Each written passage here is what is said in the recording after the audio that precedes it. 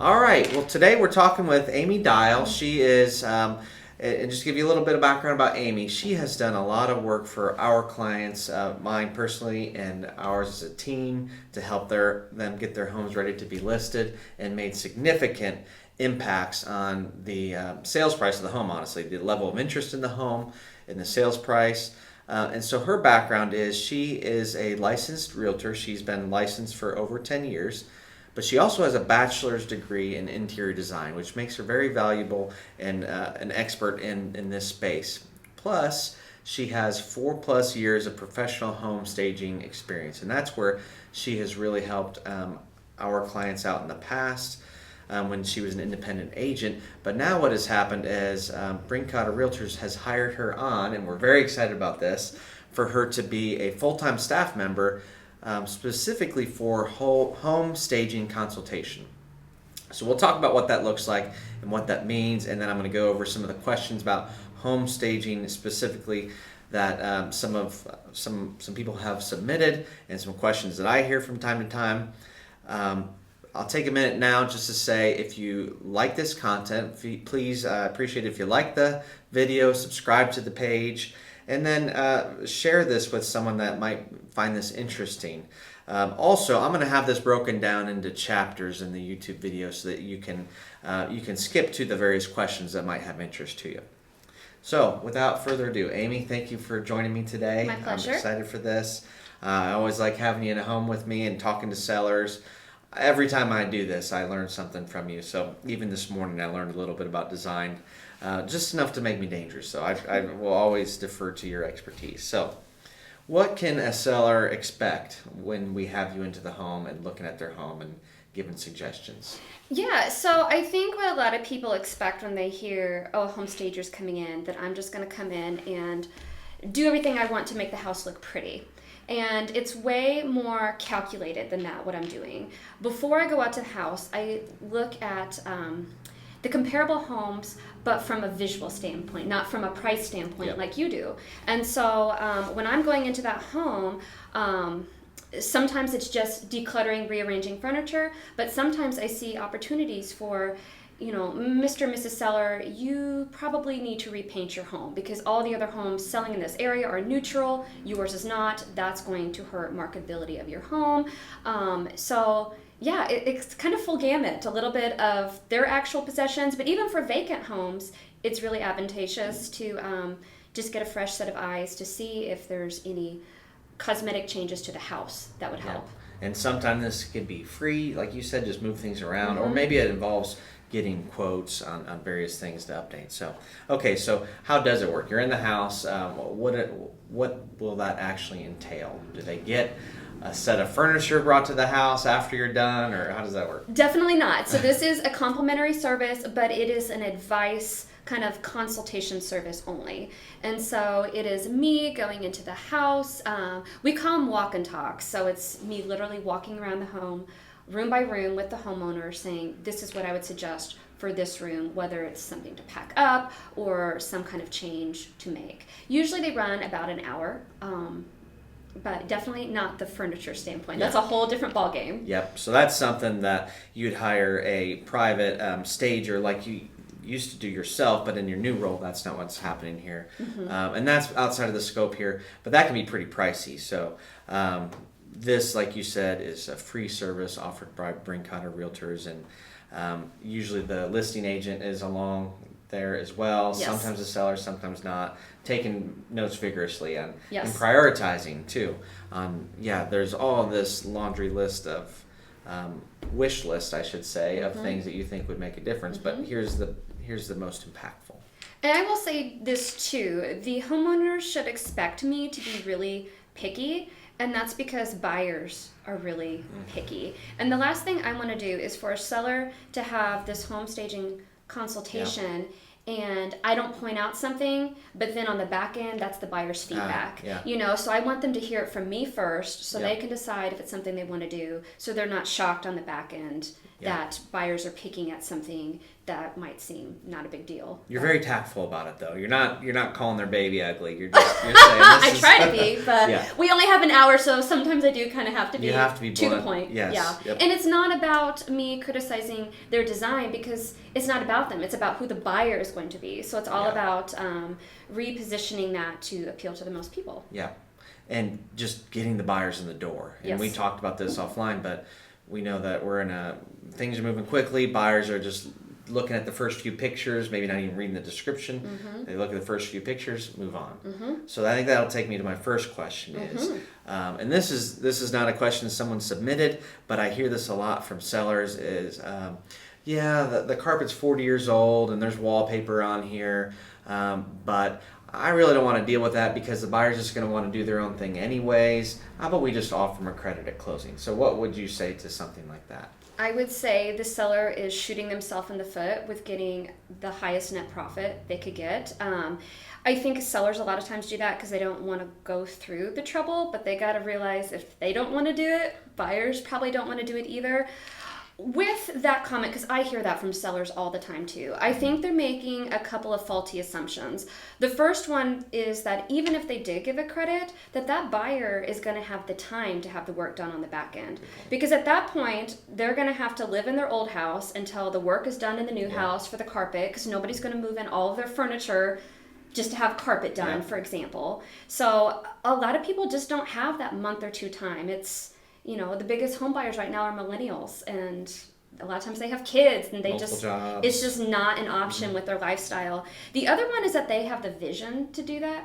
Okay, well, great. Maybe they're fine with the credit, but this kind of stuff makes a lot of people feel uncomfortable. They don't have a design. Overwhelming. Yeah, they don't have that design eye, and they would rather just see it done and know that they like it than to have that burden put on them to go pick something out.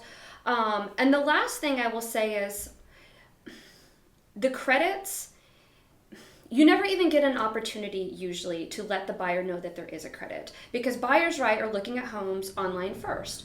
And so they're going through the photos, immediately see, oh, it looks dated, I don't want to deal with that. The carpet looks nasty. Yeah, whatever. they just move on, okay? And that carpet credit is either buried somewhere in the listing description, but if they don't like what they see with the photos, they're never going to read the listing description.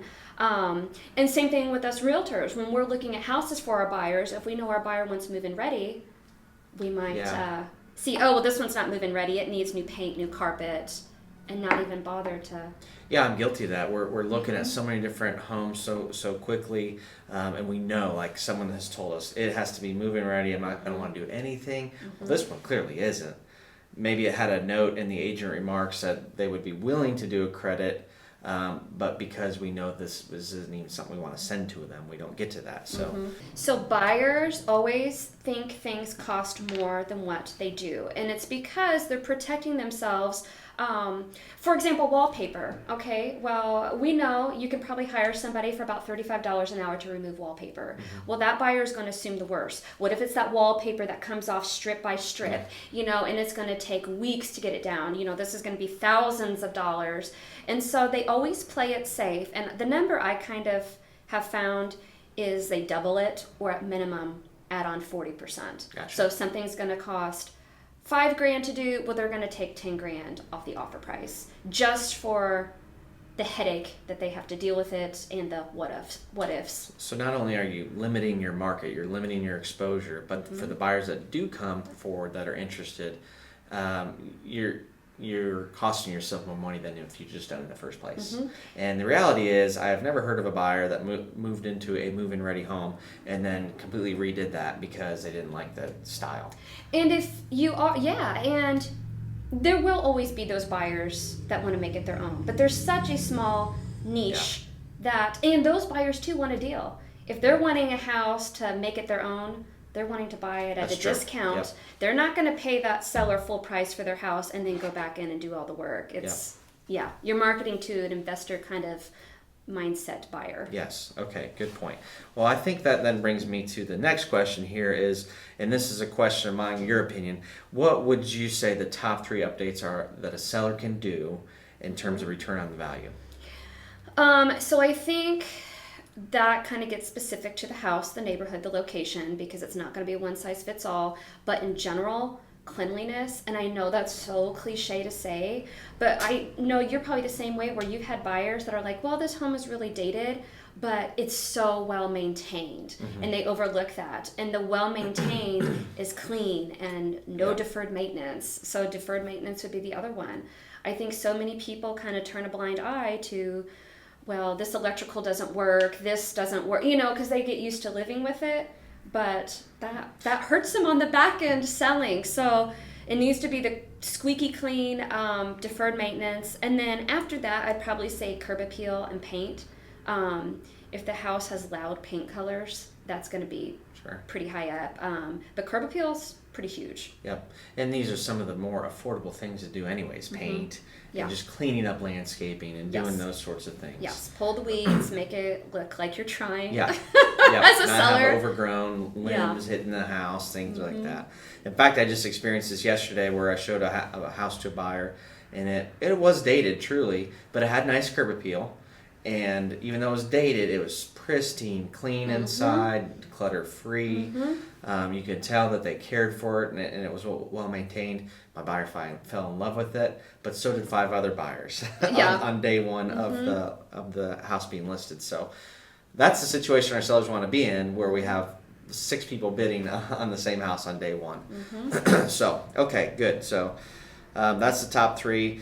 How important is it for metal finishes, for all of the metal finishes to match in a home? We recently had this where hinges on a door were one color versus like the faucets and the sink faucets were a different color. How important is that?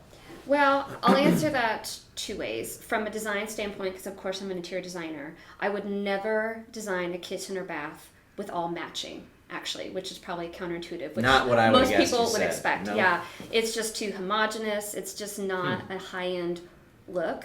Having said that, mixing and matching finishes, metal finishes, should be left to a designer, because there's an art to it. It's got to be balanced. You can't have all of one and one thing off. You can't have everything mismatched. So that one kind of depends. Yeah. So that's a good one. Most of this depends, right? There's it does. No one size fits all. But I don't think it's a big deal. Okay. Like, I don't. Not go replacing stuff to make it match or not match. Correct. They shouldn't replace things just to make them match. Okay. It might be fine. Sometimes it's not fine if it's done very poorly. Sure. Okay. Well, and that's what I was getting ready to say. What I love about this whole thing is that it's very custom. There is no one size fits all. It's not like you're going into a house looking at it and saying, oh yeah, we need to paint repost gray because that's what's it's in. It truly depends on what the other finishes are in the house that are going to remain. For example, I think one of the questions here is, what are the safest colors for kitchens, bathrooms, and main living space walls? To that, I know you'll say it depends, but yeah, go ahead and elaborate on that. Yeah, so probably the 2 I spec the most is going to be Revere Pewter by Benjamin Moore and Accessible Beige by Sherwin-Williams. Typically I go Accessible Beige if the colors are a little bit warmer in the house. Revere Pewter if it's like white trim, a little bit cooler color. But it depends. I literally take my paint deck to every single house because I want to see it with their floor color, with their trim, because it matters. Yeah. Now that's not nationwide. The Midwest tends to be a little bit behind on the design curve. So, whites are really trending right now. It's just not common that I see a house that is contemporary enough to follow those national trends. But if I can, I will. But those 2 colors for the most part. Well, what about that? That led me to a different question. What about the trend of different colors in different rooms versus making the whole thing flow better, and maybe even specifically like accent walls? Are those still a thing? Accent walls really aren't a huge thing anymore. Okay. Having said that, if it's done well, I would never tell a seller to undo it. Okay. We were in a home the other day that they had a blue wainscoting accent wall that was navy, I think, and it looked nice. Yeah. So it's not like I want to give people a busy list just to undo things when it's done nicely. But in general, when you're selling, keep it neutral throughout, and then let the buyer come in if they want their child's room to be a certain color, or you get it. Yeah. Okay. Customize it themselves. All right. Good. Okay, here's a question from James. What lead times would you expect for a finished design? And I think James is asking the question more as if he was to hire an interior designer to come in and give a plan. But how would you answer this question? From an interior design standpoint, just massively varies, depending on the scope of it. But from a staging standpoint, I would say to be safe, your sellers need to be contacting you a month or two ahead of when they're ready to put it on the market. Just because if they would benefit return on investment from either painting or carpet or things like that, there's lead times for these things. So you don't want them to be crunched and panicking on the last end to try to get the house ready in a week. So I would say 1 to 2 months. Okay. Would be good. I actually have a personal story on this. Is I was working on a listing for 2 years. So it's never too early to have us as realtors come in and just give suggestions, do a market analysis, and we can refresh that along the way if you're not quite ready. But then as we were just about ready to list it, Tom announced that he was hiring you as a stager. I'm like, we got to get Aimee in there to see if there's anything else that we should do before listing. So finally, after 2 years of we're getting ready to list it, we got you in, and you had some great suggestions.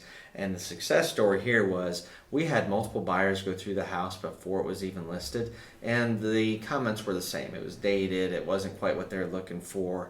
But after you went in and gave your suggestions, very prioritized, very specific to the house, got some of those buyers back through, got it listed, and those buyers that weren't interested in before ended up buying it and loved it. They're very excited about it. So, that's awesome. So that was worth the extra weight. But to your point is, had you been on board sooner, I would have gotten you involved much earlier so that we could have had those discussions and, get the painters lined up, get the carpet quotes, things like that. And not that there's always going to be carpet and paint recommendations, but if there are, it's going to take some time. Well, and that's kind of where we couple really good together, because I can give my suggestions, they can follow with the quotes, and then see what the numbers come in at. It doesn't hurt to get the numbers. Yep. So if something comes in at 10 grand worth of work, well, then you can talk with them to say, I think you're going to get 15, 20 grand return on investment. So it could be a conversation at that point. Okay, good. All right. Let's see. So if we've got a seller that's going to be moving out before listing, a lot of times they will ask, should I leave some of my furniture here in the house? Because is it better to have some furniture than a completely empty house? So that's kind of a loaded question, and I'm just going to be very direct with this. I'm not going to hold back. It depends on their furniture. And we're not talking about specific sellers. So that's okay. If their furniture is... Here's the thing. We all know the furniture does not come with the house, but it directly impacts the way the buyers overall perceive that house. So if it is like really dated furniture, even if the room is neutral, it makes the whole house feel dated. Same thing if the furniture's just really run down. It's going to make the whole home feel kind of run down. So if they got nice furniture and it's the appropriate scale, that's the bigger thing too. If it's a normal size room but they just have a ginormous sectional that was way too big to begin with, that's probably not helping that seller at all. It makes the room feel smaller than what it is. So it depends on the furniture. Once again, this staging consultation, I will tell them my thoughts exactly what furniture. Bedrooms is a big one, though. Gotcha. Bedrooms in particular feel smaller. It's the room that our brains have the hardest time understanding how much floor space a king-size bed takes up without seeing it. So that's the big one I see. So you think even if you get rid of everything else, it might be okay to leave the king-size bed or something to show that scale? I think, but it's one of those things, if it's a big room, you're fine. Okay. It gets them to the problem when it feels kind of smaller. Usually a king will still fit in it, but people are going to walk in and be like, oh, this is smaller, none of my stuff's going to fit, we're done. I hear that a lot, actually. And so because of that, I've had to Google, like, what is the ideal size of a room for a king-size bed to be in? But still, they don't believe it, so they want to see that in there. So this is what I do, Tony. I literally lay on the floor, and they see, like, my feet don't come out and touch the other wall. They're like, can picture a bed when you see a person laying on the floor. Well, I'm a really tall guy, so I don't think it's a good idea. Or do a tape measure, 80 inches. Yeah. See, it doesn't take up the whole room. And people are like, oh my gosh, I thought it would have been bigger than that. Okay, So, that's a good idea. Yeah. I'll start laying on the floors when the buyers walk through. That's full service real estate service there. Yep. Okay.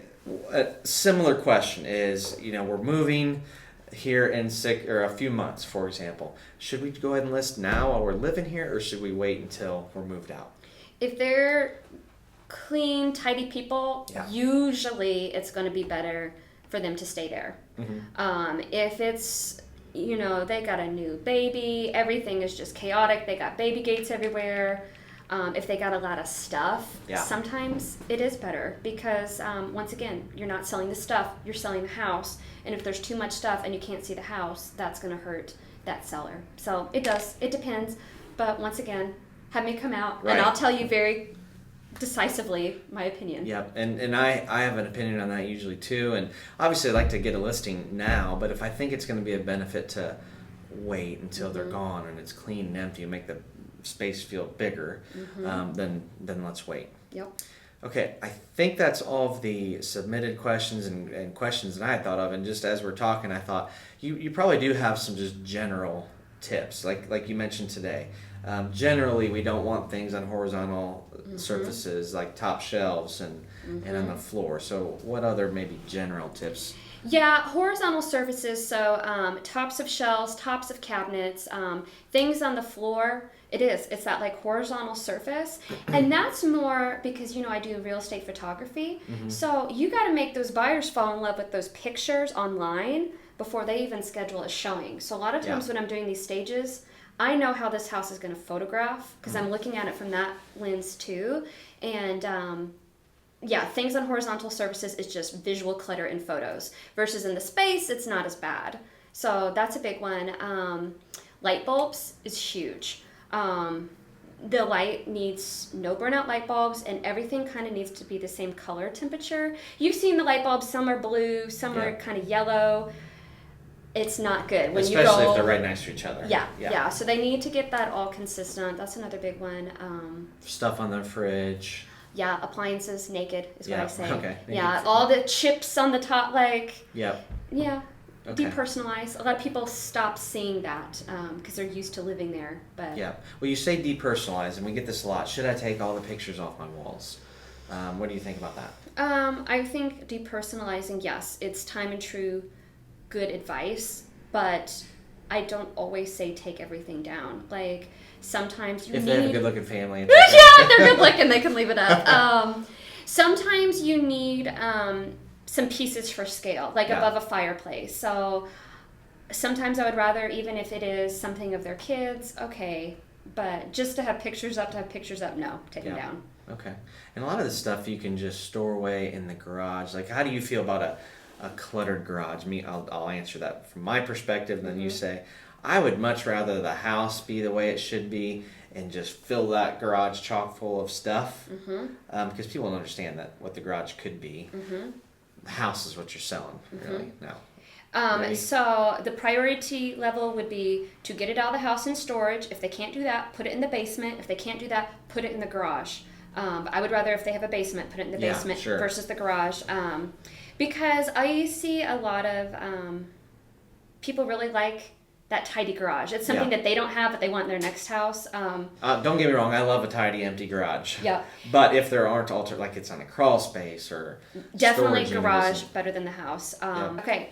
Another thing I really like to point out is prioritizing. So I'm going to give your clients a list, and typically it's prioritized, okay? Exterior, very important. Foyer, first impressions are very important. By the time you get down to the basement, it's lower priority. Yes, okay. Kids' rooms are lower priority. So. Actually, this is where my head was going too, because you had mentioned master bedroom, really. So where's like master bedroom relative to kitchen and bathroom, things like that? So you'd say exterior, got to get them in the door, foyer, kitchen, Yeah, kitchen and baths are really important too. The main spaces are of super high priority, especially when it's open concept. When it flows together. Yep. Okay. Yeah. Basement, lower priority, but if we can make that shine as well without doing much, like we were just in a house where it wasn't going to cost them a dime to do any of the suggestions, just take time moving things around, putting stuff in storage. So why not make the basement shine too if it's going to be free, just a little bit of time. So I will say closets though, like okay, I wouldn't have thought of closets. well, okay, so nobody ever has enough closet space, right? Yeah. These people are moving anyway. So go ahead and pack up the seasonal clothes that you don't need.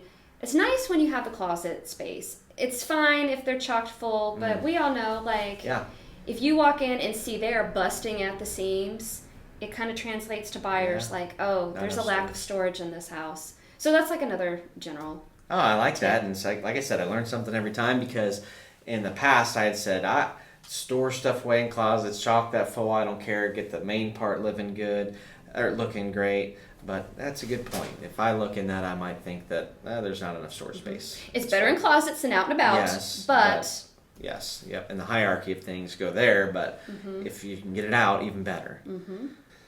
Pets is a big one. I know everybody loves their furry friends, but not all buyers do. And I think even if somebody does like pets, they might not like your pet. Yeah. So I've had a lot of buyers that just kind of are turned off when they see that there's cats or dogs that have been in the house. So I would just be sensitive to that as sellers. Maybe remove evidence of it in the photos. Sure. When somebody's in the house. Yeah, well, that's a good point, because a lot of times if they're not a pet person and they're looking at pictures and they see, especially when they see the giant dog bowls, you're like, okay, there's a big dog in there. They may have been rough on the house, or there may be a pet odor. And neither of those two things might be the case, so at least for the pictures, you might suggest taking those out. Yeah. Okay. And storing away all the dog toys and things like that. Okay. Outdoor spaces, a lot of people have nice patios, and maybe they've got great patio furniture, but if it's kind of all clumped together because it's winter, maybe make it look like you would use it and spread out. If it is the dead of winter, I would still set everything up, because they're buying the house for always. You want to show the potential of what it could look like in the spring. Yeah, so, perfect. Yeah, okay. Definitely outdoor spaces. Okay. Pretty much what I see a lot of times is the sellers just need that little push to put their best foot forward. It's like they know they need to. They just need somebody to tell them how far to go. And sometimes this is good, because I've had clients where they want to spend too much money. They're wanting to over improve. Yeah, absolutely. This is really good for those people that just think, well, I got to make it look like HGTV. Not all houses in every neighborhood could see return on investment from them spending that money. Yeah, we had that recently, and it was because the seller just loved and cared for the home and wanted to pass it on as nicely to the next owners, but at the same time, the budget that they had in mind, they weren't even going to come close to getting back. So it was nice to hear that dose of reality for them. All right, well, great stuff here today. I know I learned a few things. Hopefully everybody on here did as well. Maybe have you again another time as we get some more questions. We'll be happy to. Appreciate all of your help, and so have my sellers. Thank you very much. Thanks. Yep, thank you.